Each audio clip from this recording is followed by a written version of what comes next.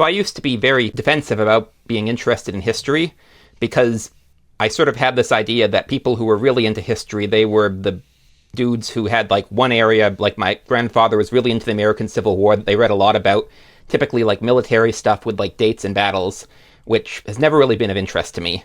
My interest in history has generally been the social, economic, diplomatic, cultural aspects of history.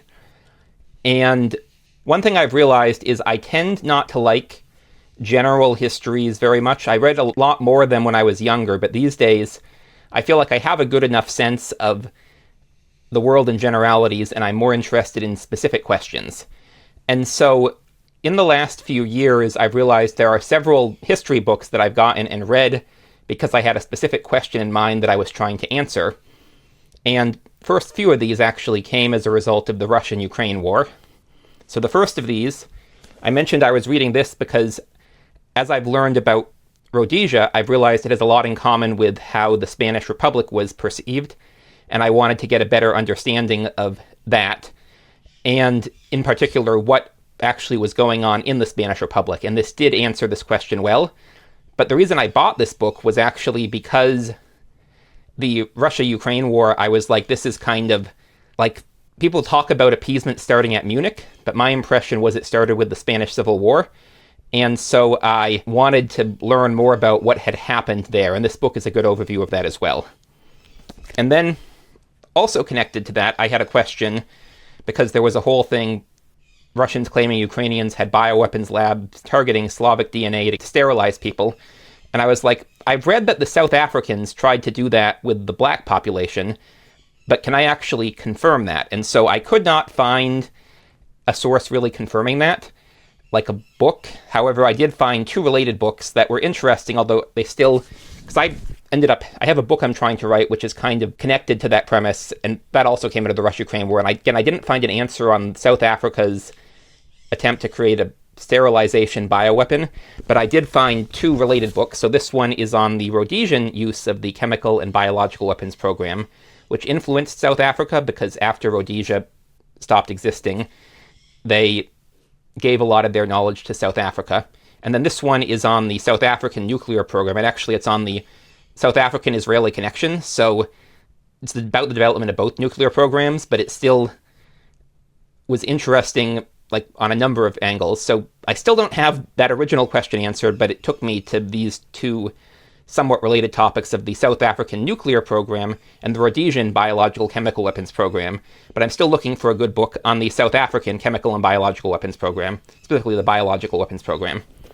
And then as a result of reading David Hackett's book Fairness and Freedom, I developed more of an interest in Rhodesia specifically, and South Africa, and these white supremacist regimes in southern Africa. And they were relying on the Portuguese, so I was curious, okay, what is going on with the Portuguese racial policy in southern Africa? And I got a couple books on Mozambique, but this one on Angola answered most of the questions I had, even about Mozambique to an extent, although it was focused on Angola. And this was also one of the first books I got from a bookjacker before I knew what that was. So this was described as being a very good hardcover. And I guess for a paperback, it's very good, but it's obviously not a hardcover. And I had a bunch more books like this, and I realized, oh, this is bookjackers were doing, they would find someone else listing a paperback, list it as a hardcover, and hope no one would notice or complain or bother. So that was frustrating. When that happens, I return it, and I've gotten better at detecting bookjackers, but this one, I ended up not being thrilled. But, I mean, it's not terrible condition, just... And then, as I mentioned, I had a book that I was writing, with sort of an alternate history scenario, and I was curious about what was going on with the borders of Swaziland, which might sound like a very niche topic. And the answer in this book, the story of how Swaziland was formed was interesting enough that I thought I would finish this book, and then I didn't actually. But I started reading it to see if I could get an answer to the question of why the borders of Swaziland look like they do. And the answer is that the British did it to help the South African Republic have a direct land connection to Maputo, or what was then Lorenzo Marques in Mozambique. And so they took these territories that were overwhelmingly Swazi, that Swaziland still claims today, and gave them to the Boer Republic. And that was an interesting story because the British government actually favored Swaziland being bigger, but the British people on the ground wanted to appease the Boers. And there's more later on, I know, in this book, I know about how the South African interests ended up taking over like a third of the land in Swaziland. So if I finish reading this story, I might get to that, but I ended up not reading it because I answered my original question. And then another question I had was on Newfoundland. So this is now getting into completely different set of topics, because I wondered, the Newfoundland referendum to join Canada in 1949 was very close. And Wikipedia claimed that that was because they had whipped up anti-Catholic sentiment. And that sounded kind of like too simple of an explanation. And so I was curious, what was going on? Why did Newfoundland, which had previously overwhelmingly rejected Canada and seemed more interested in, if they were going to join a country joining the United States, join Canada? And at least according to the author of this book, and I find the case pretty credible, the answer is that the British put their thumb on the scales hard and might actually have even rigged the vote. But even if they didn't rig the vote, they still put their thumb on the scales. And the interesting thing is that I learned from this book that Newfoundland, and I'm going to have a video on this, actually really shouldn't have lost its independence. And that was, again, the British wanted to control the transatlantic aviation route. And so I'm going to have a video on this, I'm planning on March 31st, which is the 77th year anniversary, I believe, 77th year anniversary of Newfoundland joining Canada, because this was interesting and it raises some interesting questions that I will talk about then, hopefully. And then this book is, so I want to do a video on St. Patrick's Day about a short story I wrote, and I'll link that, but I'll talk more about it on St. Patrick's Day. And obviously I'm an American, and my mother is an Irish citizen, but her grandparents were born in Ireland, and I'm not eligible because she did that after I was born.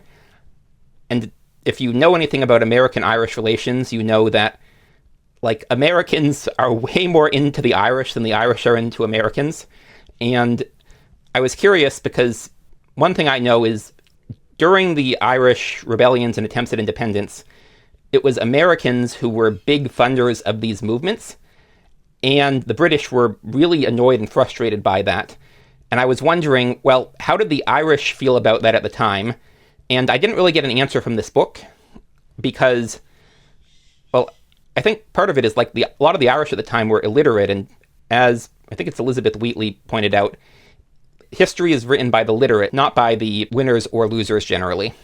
So I didn't get that question answered, but I did learn more about the context and history of U.S.-British diplomatic relations over the whole Americans funding Irish. And it was mostly Americans who were born in Ireland, so it wasn't as much. I had thought it was like second and third generation Irish Americans, but it was mostly Irish Americans who were actually from Ireland funding this.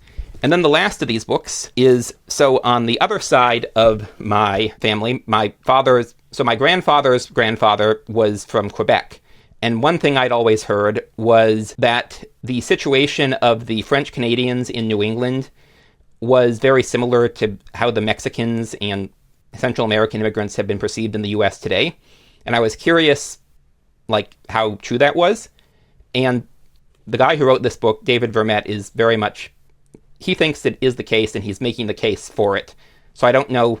Be interesting to read a book on the counter argument, but this was still a really interesting story that covered a lot of ground that I never even knew about on other topics and is leading me down further rabbit holes. So I just wanted to talk about these books quickly. So I have 8 books on 7 topics, basically. I want to talk about those quickly because it sort of shows how I think about history now, where I'm generally no longer reading like broad histories of a region. Occasionally I'll do that, but now I'm much more interested on reading history to answer a specific question. And often I can't really explain, why does this question interest me? I mean, some of these, as I said, I was trying to write a book. But some of them, it's an interesting question that I wondered about. And when I learn the answer, it sort of helps build on this theory of power and how that works that I'm building, or other theories of human nature. So found these books interesting. Glad I found them to answer these questions. There are a couple of things that I've tried to find that I haven't found answers to, and I'm blanking on what they were. I knew there were 3 of them I was thinking of before I came in to film this video. Now I'm forgetting 2 of them.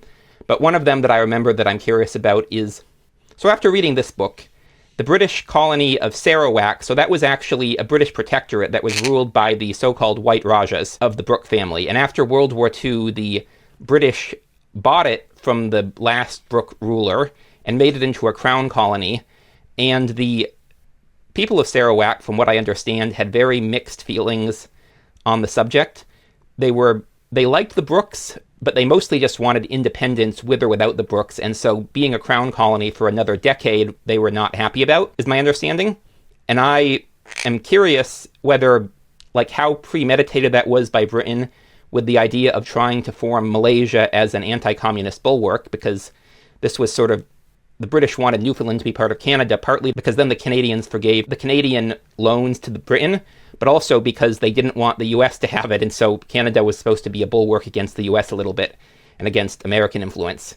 And so I'm curious whether it was a similar thing in Malaysia, and that story, but I haven't found a book on that topic, and there's a couple of other topics too that I was curious about that I came into this video, and if I remember before I put it out, and I'm doing filming before I put it out, I'll add it.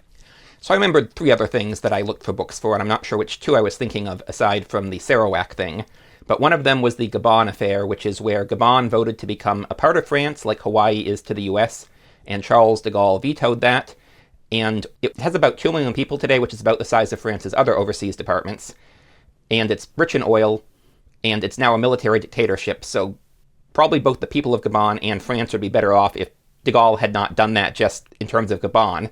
But the other thing I've heard is that the Gabon affair, France's other African colonies wanted to maintain a close association with France initially, but after the Gabon affair, which came across as very racist, the other African colonies ended up saying, no, we want to go for full independence. So I wanted to see if I could find a book on that, and at least in English I couldn't find one.